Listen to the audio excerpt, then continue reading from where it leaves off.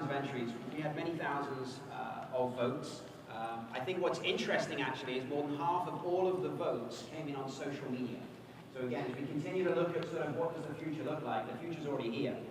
Most of the votes came in on social media. Just before I share the final winner, it's interesting to note as well, the top two were separated by only 500 votes. So this was very, very close. Now, all four of the finalists have won $5,000 and also the full marketing and PR support that we have here at the team at Intuit that will help them in their respective markets obviously make the most of this accolade and this award. So all of them have won that. And then the winner, in addition to that, gets an additional $10,000. So, no more suspense, although drum roll please. So the winner of the four for this year's Firm of the Future is, oh look at that double slide, 24-hour bookkeeper, Karine.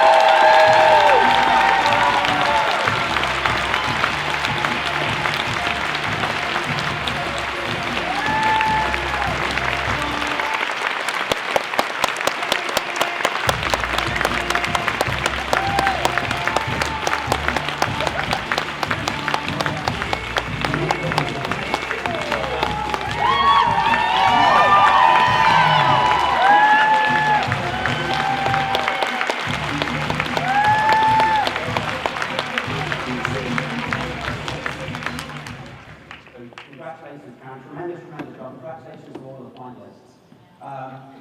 What we wanted to do here, just in the next sort of 10 or 15 minutes, is really dig into why has Karine won this award? What is it that has allowed her to sort of stand out from all of those other entries as a Firm of the Future? And I think most importantly, what are some of the decisions that Karine and the team has made that others can now follow? So what is some of the success behind that? So I've got a series of questions here. We're going to dig in here. And so let me actually just jump straight in, Karine, with the question that's, I think, on everyone's mind, which is, what makes 24-hour bookkeeper specifically a Firm of the Future in your words? Tough question. I think the main thing is that we just work smarter, not harder, and we do that for ourselves, and we do that for our clients. We help find efficient workflows. We're all about making it simple and it's easy. I think a lot of people think that accounting is the biggest part of someone's business, but it doesn't have to be the hardest.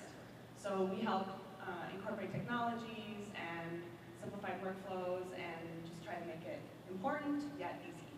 Now what does that look like? Because I think that's something that a lot of folks aspire to do, and yet there's a lot of change in that journey. From sort of 5 years ago of a desktop world that didn't include these possibilities to today. And I think it's always interesting when you look back, maybe there's one or two decisions that you made which sort of changed the focus of the company. So if you can think back over the last 2 or 3 years, what would you highlight as one or two key decisions that you made? Maybe they were tough decisions. You know, I can remember when I got my first client on QuickBooks Online. And I took a class, I took a free training that Intuit offered, and educated myself a little bit more, and they got that first client on there, and it was hard to adjust to the change.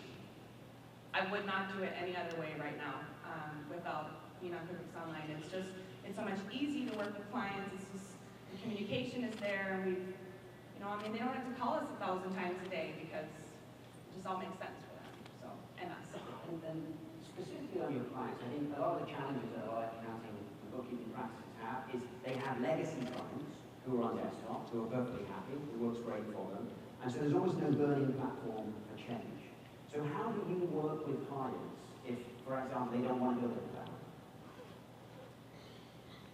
I guess I'm going to have to be honest here. I actually won't work with them if they're not open to working on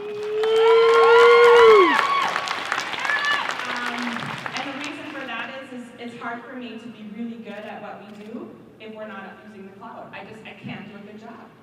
Somebody has to get off the computer. Somebody has to be available to turn it on. Someone has to always be there. And we can just go ahead in there and just do the work when we can.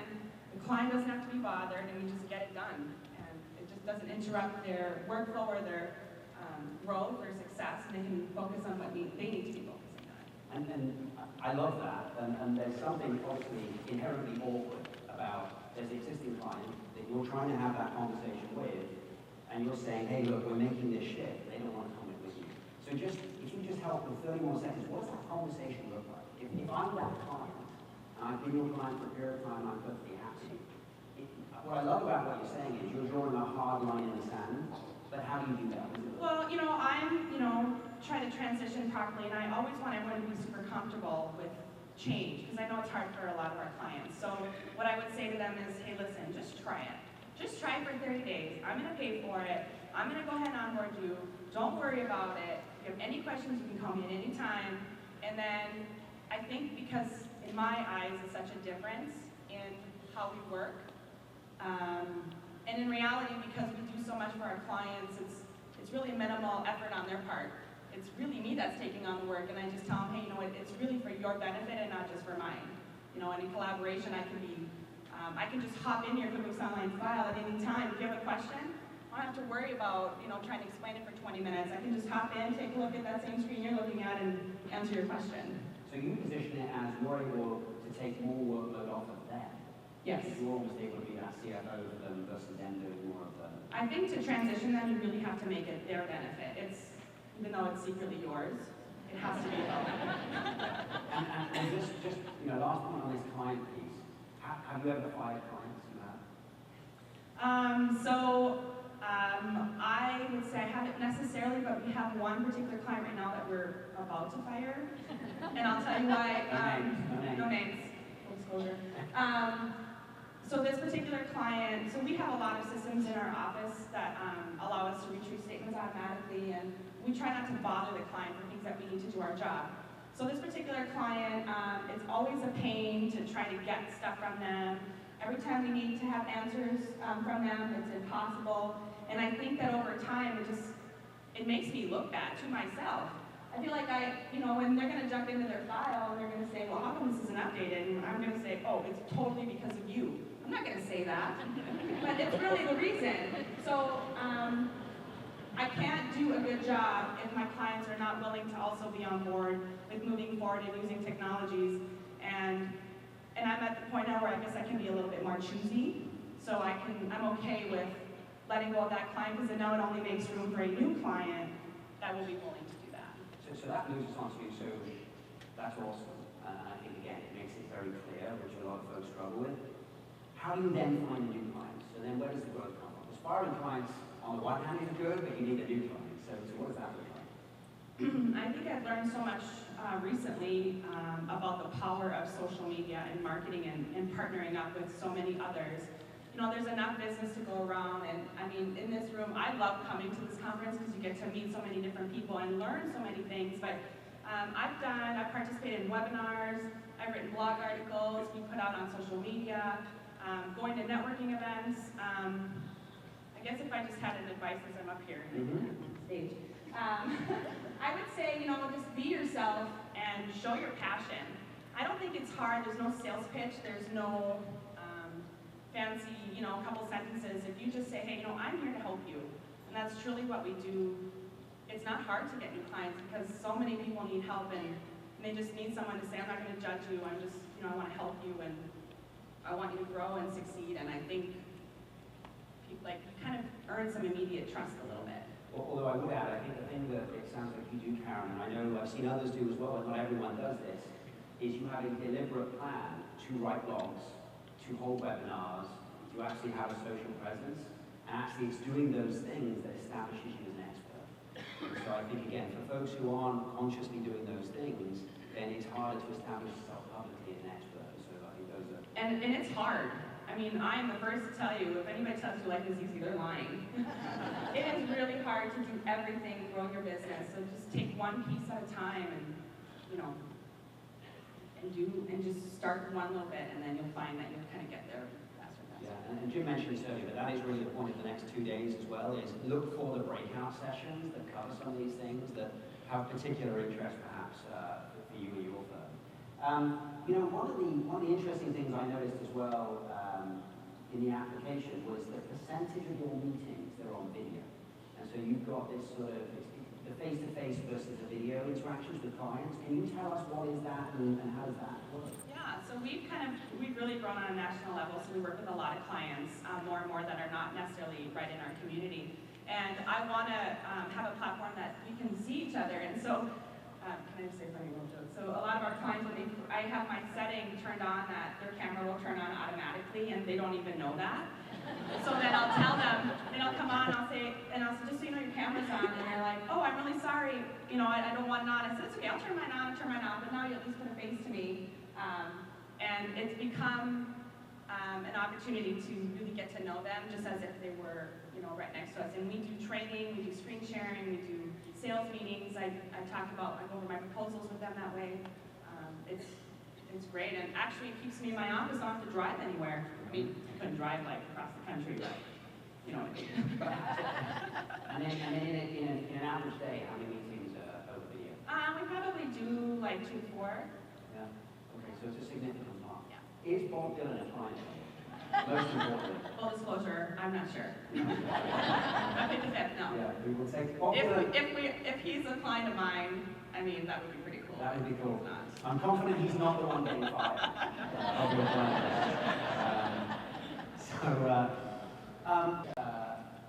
Like Ruben and many others, you adopted value billing, fixed price billing. Can you talk a little bit about 2 things? First of all, when you were charging hourly rates, how did you make the transition? And then secondly, kind of what difference does it make today? So when I first started, I just decided to do it. I came here to the conferences and got a lot of good training. So I just, I guess what I did is I told the client, like you'll probably learn in the trainings is, this is how much you've been paying, I'm going to split it out into 12 months, and this is just going to be your monthly fee. And that's really how we transitioned. And it took a little while to get all my clients. All my clients have been moved over for a while now. And more, I am so glad that I don't do that, because as we get better internally, we have the opportunity to make more money and do more things, because the client just pays a monthly fee. So if it takes me 10 minutes to do something, why would I bill them 10 minutes? Or it's the value of what I'm providing and bringing to the table. So transitioning them took a little while, but we did it. And let me dig in a little more to the how you did it. So this is a little bit like when you moved those clients from the desktop to the cloud. Is this an email? Is it a phone call? Is it a video screen? Like, what is it? And what is the benefit to them? Because back to I think you have to communicate the benefit to them. Does that make sense? So I always did it in person, because at that time a lot of our clients were our local clients. And I was always able to try everything with new clients.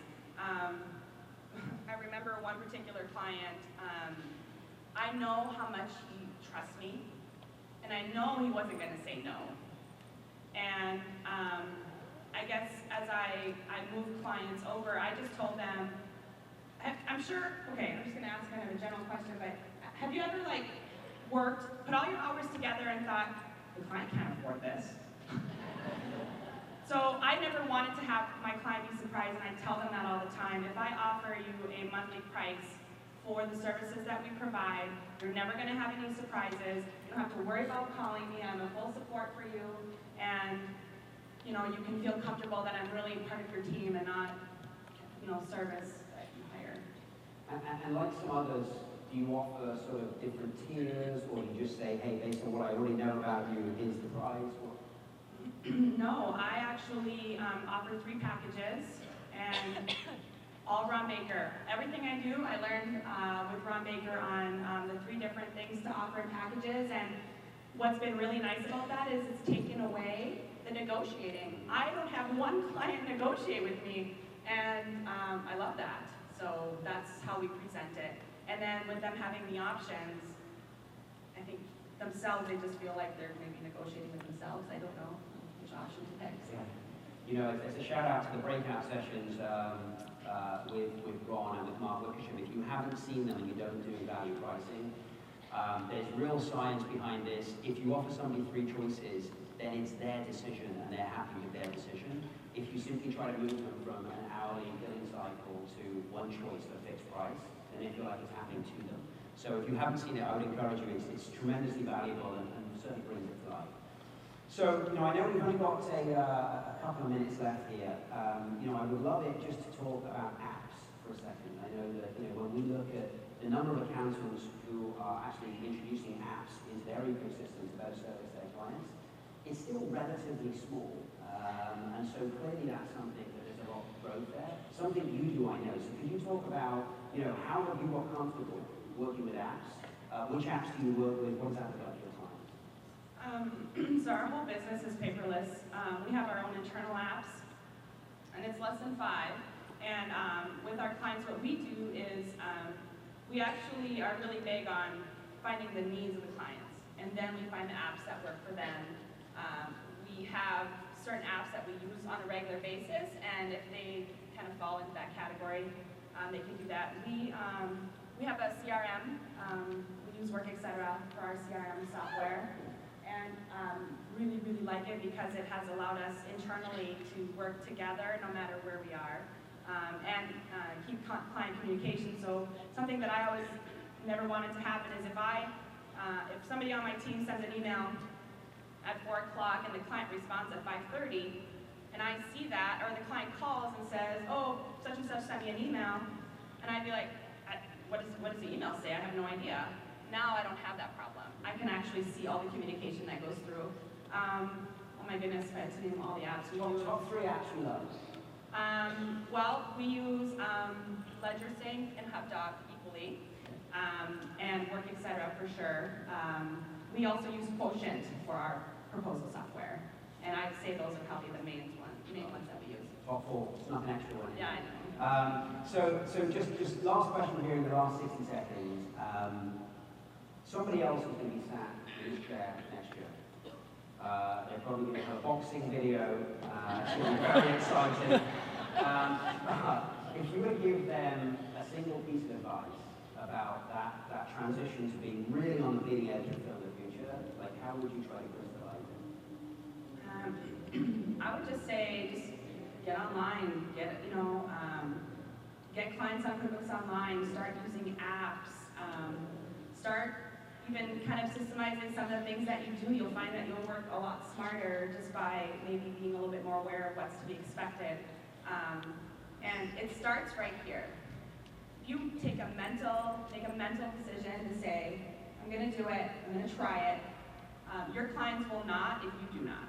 And I think you really are the advisors to those clients. So get online, be welcoming of technology, and yeah. I love it. No, awesome advice. So, Karine, congratulations again, and thank you very much.